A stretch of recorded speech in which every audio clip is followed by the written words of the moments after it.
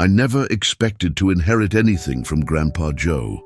Hell, I barely knew the old man. Growing up, Mom always said he was stubborn as a mule and twice as ornery, living out there in the middle of nowhere like some kind of hermit.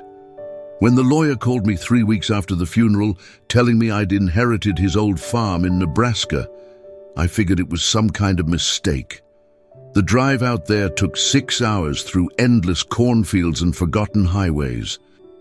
The GPS kept losing signal, and by the time I found the dirt road leading to the property, the sun was already setting behind clouds that looked like they were brewing trouble. What I saw made my heart sink to my boots. The farmhouse looked ready to collapse at the next strong wind. Paint peeling off the walls like old scabs, windows boarded up with rotting plywood. The front porch sagged under years of neglect, and I could see daylight through gaps in the roof. The barn wasn't much better. Its red paint had faded to rusty brown, half the roof missing shingles, and the doors hung crooked on their hinges. But it was the scarecrow that caught my attention and wouldn't let go. Standing alone in what used to be a wheat field, arms stretched wide on its wooden cross, it looked almost defiant against the dying light. Its clothes were tattered, hanging loose on the frame. But somehow it seemed more alive than anything else on this God-forsaken property. I grabbed my duffel bag from the truck bed and wrestled with the old lock on the front door. The key the lawyer gave me barely fit, corroded with age and neglect. Inside smelled like dust and memories, and something else I couldn't quite identify. The scent of a man who'd lived alone too long. Furniture covered in white sheets looked like ghosts in the dim light filtering through the boarded windows. I found a working light switch and was surprised when a bare bulb flickered to life overhead, casting harsh shadows that made everything look even more abandoned. As I looked around what had once been Grandpa's living room, I couldn't shake the feeling that I was missing something important. The place felt like it was holding its breath, waiting for something. Mom's words echoed in my mind. "There's nothing left for you out there, Jake. Just let it go." Maybe she was right. Maybe I should just sell the place to the first buyer and move on with my life back in the city. But something about that scarecrow kept nagging at me, like an itch I couldn't scratch. The next morning, I decided to explore the property properly and get a real sense of what I'd inherited.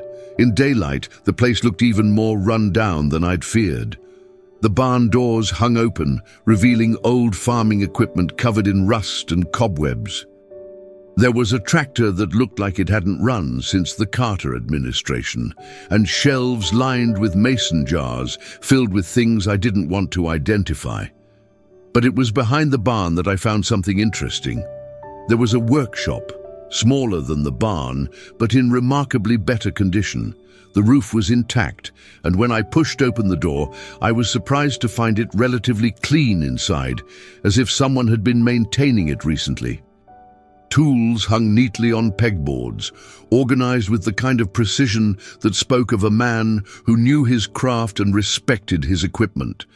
There was a workbench with a half-finished birdhouse sitting on it, wood shavings scattered around like Grandpa had just stepped out for a cup of coffee and would be back any minute. On the wall was a framed photograph I'd never seen before, and it stopped me cold. It showed Grandpa as a much younger man, maybe in his 30s, standing next to a beautiful woman I didn't recognize. They were both smiling, really smiling, not the forced grins you see in most old family photos. The woman was holding a baby, and Grandpa looked happier than I'd ever seen him in any picture Mom had kept. Below the photograph was something that made me pause and study it more carefully. A detailed sketch of what looked like architectural plans. But they weren't for a house or barn or any normal farm building. The drawings showed something underground, with multiple levels and careful measurements marked in Grandpa's spidery handwriting. I studied the sketch for a long time, trying to make sense of the notations and symbols. There were notes in the margins, references to the entrance and security measures, but most of it was too faded to read clearly. Whatever this thing was, Grandpa had put serious thought and planning into it. That evening, as I tried to make the farmhouse more livable, strange sounds kept me awake, metal scraping against metal coming from somewhere outside. Around midnight, I crept to the kitchen window and peered through a gap in the boards. The scarecrow was still there in the moonlight, but something seemed different about it. Maybe it was just the way the shadows fell, but I could swear it had shifted position slightly since I'd arrived. The metallic sound came again, rhythmic, deliberate, like someone working with tools in the darkness. But when I looked out again, scanning the entire yard, it was empty except for that damn scarecrow standing its eternal vigil. As I tried to sleep in Grandpa's old bed, I kept thinking about those architectural plans and the mysterious woman in the photograph. Who was she, and why had I never heard Mom mention her? What had Grandpa been building under his farm, and why had he hidden it? 3 days later, the weather turned nasty in the way that only Nebraska weather can. The local radio station had been warning about a severe thunderstorm system moving through the area all day, and by evening the sky looked like God's own bruise, purple and black and angry as hell. I'd spent the day trying to make the farmhouse more livable, patching a leak in the kitchen ceiling with some old tarps I'd found, and clearing out debris that had accumulated in corners over the years. The work kept my mind off the growing sense that I was missing something important about this place, something that was right in front of me but just out of reach. The storm hit around 9 o'clock with the fury of a freight train. Wind howled around the house like a living thing, rattling the boarded windows and sending loose shingles flying through the air like missiles. Rain hammered the roof so hard I thought the whole structure might cave in under the assault. I was in the kitchen, heating up a can of soup on the old gas stove, one of the few appliances that still worked, when the power went out. The house plunged into complete darkness, leaving only the occasional flash of lightning to illuminate the rooms in stark, brief moments that made everything look like a horror movie. That's when I heard it. A sound like thunder, but different, deeper, more sustained, and somehow more final. It seemed to come from outside, from the direction of the field where the scarecrow had stood guard for decades. Lightning flashed again, turning the world white for an instant, and I could see through the kitchen window. The scarecrow was gone. Not just blown over by the wind or knocked askew, completely gone, like it had never existed at all. I grabbed a flashlight from my supplies, and against every instinct screaming at me to stay inside where it was safe, headed for the door. The wind nearly knocked me off my feet as I stepped onto the sagging porch, and the rain soaked through my jacket within seconds, cold and vicious. Fighting against the storm, feeling like I was walking through a wall of water and wind, I made my way across the yard toward where the scarecrow had stood its vigil. My flashlight beam danced wildly in the chaos, but as I got closer, I could see something that made my heart race and my mouth go dry. The scarecrow lay on its side about 20 feet from where it had stood, but that wasn't what caught my attention and held it like a vice. Where its base had been, the ground had collapsed inward, revealing what looked like the edge of a concrete structure. Lightning illuminated the scene again, and I could see metal rungs leading down into impenetrable darkness. The storm had washed away decades of accumulated soil and debris, exposing what Grandpa had buried beneath his faithful sentinel. I knelt at the edge of the opening, rain still pounding down on me, and shined my flashlight into the depths. The beam revealed a ladder descending into what appeared to be a concrete-lined shaft. At the bottom, maybe 12 feet down, I could make out the edge of what looked like a heavy door. The architectural drawings in the workshop suddenly made perfect, terrifying sense. At first light, I descended the concrete shaft. The metal ladder was professionally installed, secured with industrial-grade hardware. At the bottom, I faced a heavy steel door with a wheel-style lock and a small plaque. In case of emergency, family only. The wheel turned easily, well-oiled despite the decades, Beyond was a short corridor leading to another door with a hand-carved wooden tag, Jake's emergency key, in Grandpa's careful script. My hands shook as I unlocked it.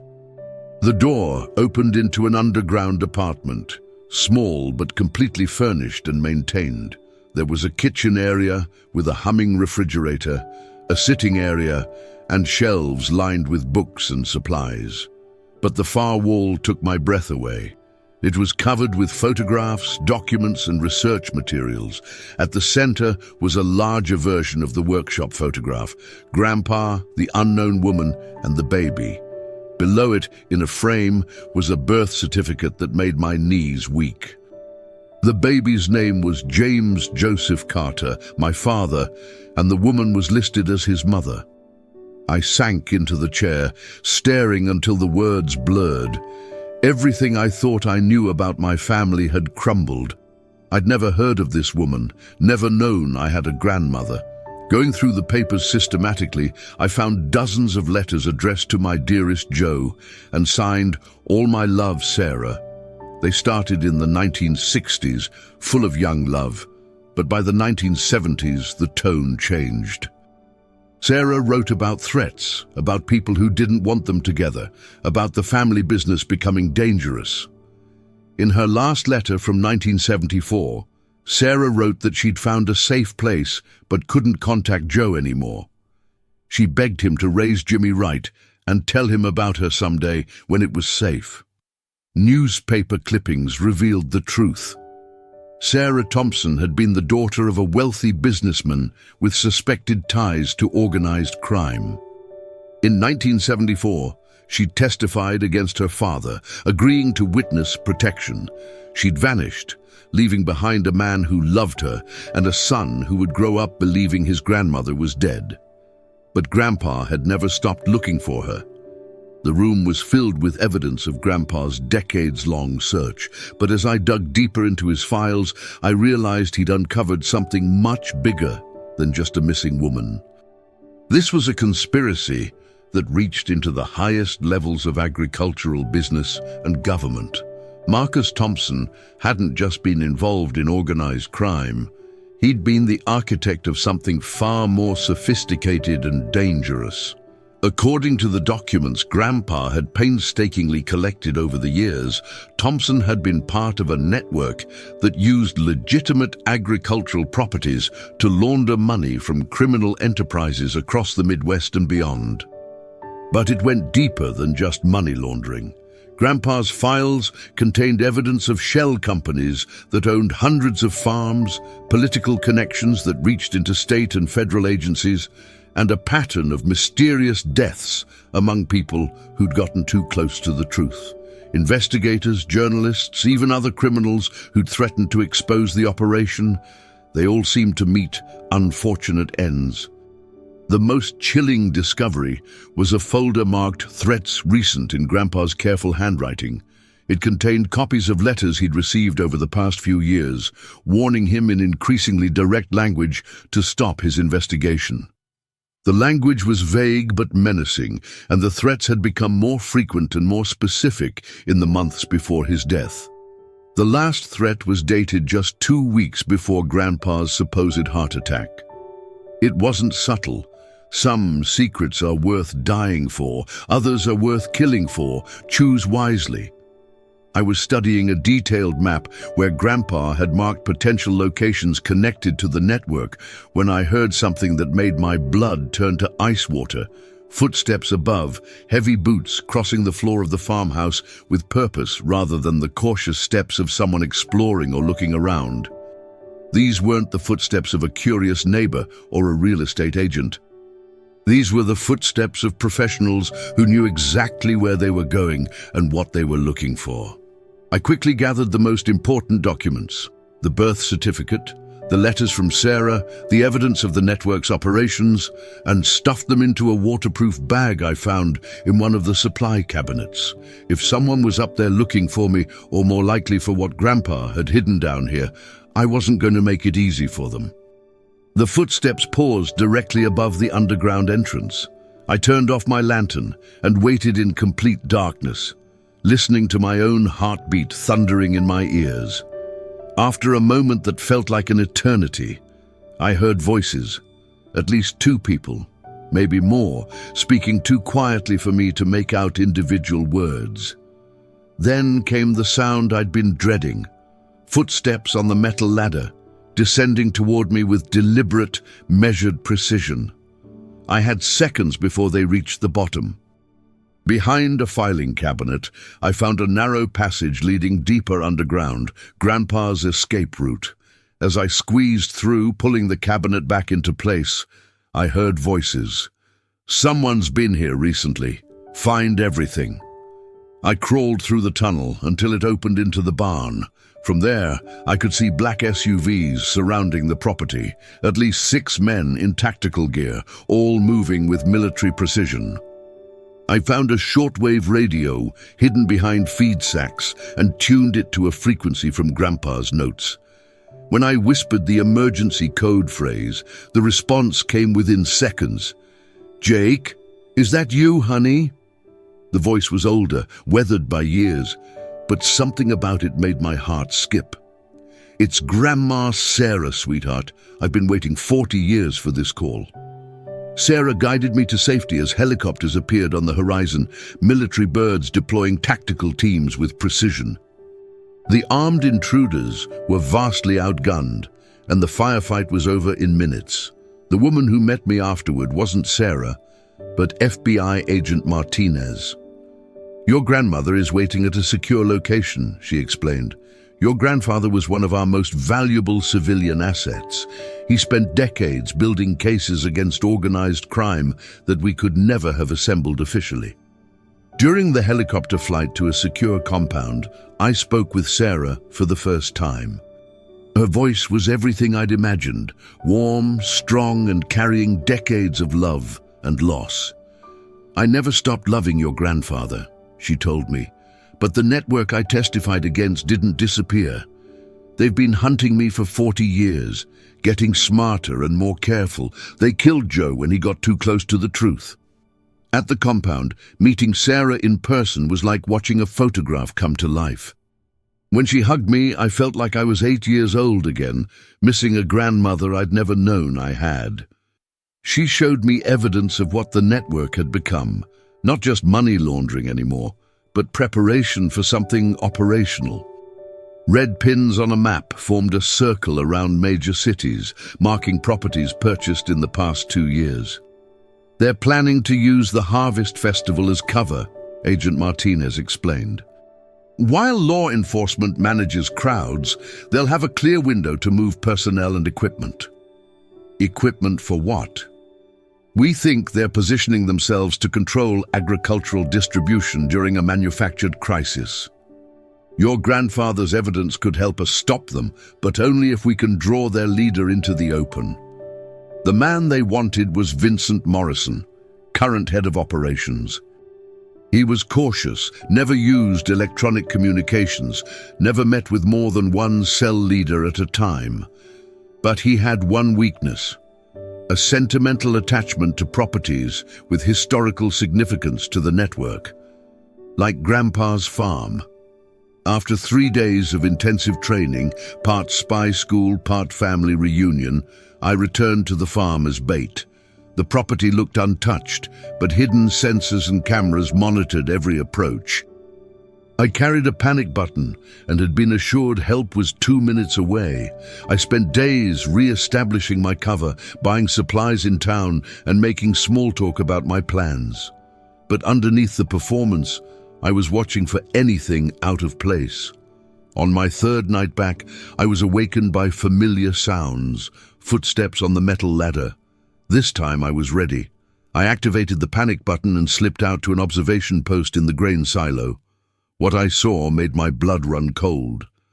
At least a dozen professionals moved around the property, and standing near the scarecrow was Vincent Morrison himself, a distinguished-looking man in an expensive suit who radiated cold authority. Morrison didn't wait with his team. Instead, he walked directly toward the farmhouse, moving like he owned the place. Then he stopped below my hiding place and looked up. "Good evening, Jake. Why don't you come down so we can talk like civilized people?" He'd known I was there all along. "I'm not armed," Morrison continued conversationally. "I just want to discuss your grandfather's legacy. But I should mention that my team has identified your surveillance positions. The agents in the tree line, the sniper in the water tower, they're all in my crosshairs." Through my earpiece, Agent Martinez urged me to stay hidden, but Morrison wasn't finished. "So you have a choice, Jake. Come down and talk, or watch good people die because you decided to play hero." I closed my eyes and made the hardest decision of my life. The descent into Grandpa's sanctuary with Morrison behind me felt like entering a tomb. He surveyed the room with professional interest, noting the filing systems and wall of evidence. "Impressive," he said. "Your grandfather was more thorough than we realized. Most civilians get distracted by money or intimidated by threats. Joe just kept digging." He picked up a photo album of Sarah and my father. Beautiful woman, Sarah Thompson. Shame she chose to betray her family. She chose to stop a monster. Morrison looked amused. "Is that what you think this is? Good versus evil? Your grandfather cost us millions and decades of planning, but he also taught us valuable lessons about security." Morrison moved to Grandpa's map, tracing the pattern of marked properties. "These represent the culmination of everything Marcus Thompson started, not just crime, but infrastructure for something more ambitious." Which is what? Insurance, Jake. Insurance against a changing world. Why attack infrastructure when you can simply control it? He read from Grandpa's journal. "Network positioning assets for control of agricultural distribution during crisis scenario." Your grandfather understood that in times of crisis, people turn to whoever can provide food and security. We've spent 40 years positioning ourselves to be those people. The scope hit me like a physical blow. You're creating a crisis to profit from solving it. We didn't create anything. Political polarization, economic inequality. We're just prepared to offer solutions when the current system collapses. Morrison pulled out legal documents. "This transfers the property to us. You'll sign, take payment, and relocate. Refuse, and Agent Martinez discovers their operation was compromised. We have people inside the FBI, Jake. We know where Sarah is." The choice wasn't really a choice at all. But I remembered what Grandpa would have said about Morrison's offer. "You know what my grandfather would have said?" Morrison waited, and I smiled back at him. "He would have said that there's nothing left for you here except justice." Morrison's eyes widened as he realized my words were the code phrase for full tactical assault. Above us, the night erupted in gunfire as Agent Martinez's teams moved in. The final battle lasted 10 minutes. When it was over, Morrison looked at me with something like respect. "Your grandfather would be proud." "He is proud," I replied. "The FBI found evidence confirming everything. The Harvest Festival cover operation, the food distribution control plan, and documents leading to dozens of arrests across the network." 3 days later, I stood in the farmyard watching evidence teams catalog the last of Grandpa's files. Agent Martinez offered me a permanent position with the Bureau, but I had other plans. That's when I heard a civilian helicopter approaching. When it landed, Sarah stepped out, looking exactly like the woman in those old photographs, but with 4 decades of strength earned through struggle. "Hello, Jake," she said, walking across the field. "I thought it was time I finally came home." We spent that day walking the property together, Sarah pointing out places where she and Grandpa had made plans for a stolen future. The spot for a new barn, the field for an orchard, the corner for a garden.